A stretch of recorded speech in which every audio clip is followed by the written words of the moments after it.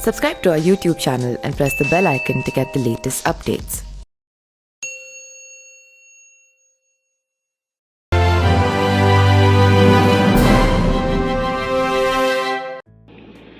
नमस्कार, मेरा नाम पिंटू सिंह यादव है और आप देखना शुरू कर चुके हैं न्यूज लाइव। दोस्तों, 2024 का लोकसभा चुनाव में जिस तरीके से लगातार अखिलेश यादव को पहले ही झटका लग रहा है, तमाम विधायकों ने उनका साथ छोड़ा तो जयंत चौधरी ने उनसे गठबंधन तोड़ दिया।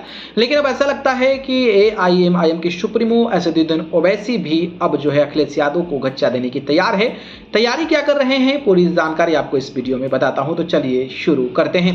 दोस्तों, बात करें तो लोकसभा चुनाव होने में अब ज्यादा दिन नहीं बचे हैं। यूपी में विपक्ष की मुश्किलें लगातार बढ़ती जा रही है। समाजवादी पार्टी को लगातार झटका ही लगता जा रहा है। एक तरफ जहां कांग्रेस नेता राहुल गांधी और सपा मुखिया अखिलेश यादव छोटे दलों को साथ लेकर चलना चाहते हैं, तो वहीं ये दल इंडिया गठबंधन को छोड़ बीजेपी की ओर जा रहे हैं। रालोद सुभाषपा ने तो पहले ही सपा का साथ छोड़ दिया है, तो वहीं अब एआईएम भी यूपी में अकेले चुनाव लड़ने की तैयारी में है। लोकसभा चुनाव में एआईएमआईएम 25 सीटों पर यूपी में लड़ने की तैयारी कर रहा है। साल 2022 के विधानसभा चुनाव में एआईएमआईएम ने 95 उम्मीदवार चुनावी मैदान में उतारे थे। चुनाव के दौरान असदुद्दीन ओवैसी ने भी कई रैलियां की थी, फिर भी पार्टी का खाता तक नहीं खुला था।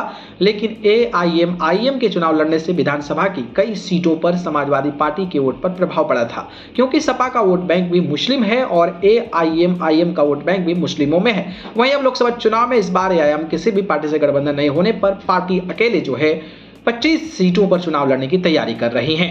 यूपी में एआईएमआईएम 25 सीटों पर लड़ेगी चुनाव। यूपी की सियासत में इस बात की चर्चा तेज है कि आगामी लोकसभा चुनाव में उत्तर प्रदेश के 25 सीटों पर एआईएमआईएम की पार्टी चुनाव लड़ेगी। इसी मामले को लेकर एआईएमआईएम पूर्वांचल के सचिव शमशाद खान ने एक चैनल से बातचीत में कहा कि निश्चित ही आने वाले लोकसभा चुनाव में हमारे उत्तर प्रदेश में 25 से अधिक सीटों पर लड़ने की तैयारी है।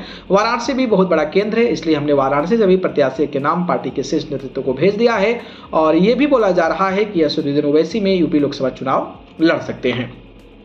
क्या बोले एआईएमआईएम के सचिव शमशाद खान ने अजय राय के एआईएमआईएम बीजेपी की बी टीम बंदर जवान पर कहा कि राज्यसभा चुनाव में जो कुछ भी हुआ है, क्या उसमें भी एआईएमआईएम का हाथ रहा है? पिछले लोकसभा चुनाव में अमेठी में क्यों हार हुई? वहां से तो पिछली बार एआईएमआईएम का प्रत्याशी नहीं लड़ा था। इन आरोपों को नजरअंदाज करते हुए हम पूरी मजबूती के साथ आगामी लोकसभा चुनाव लड़ने जा रहे हैं। तो कुछ इस तरीके से जो एआईएम सुप्रीमो है उन्होंने अनाउंस किया है। उसके बाद अखिलेश यादव को 2024 में कितना बड़ा झटका लग सकता है, इनके वोट बैंक से कमेंट बॉक्स में बताइए। धन्यवाद।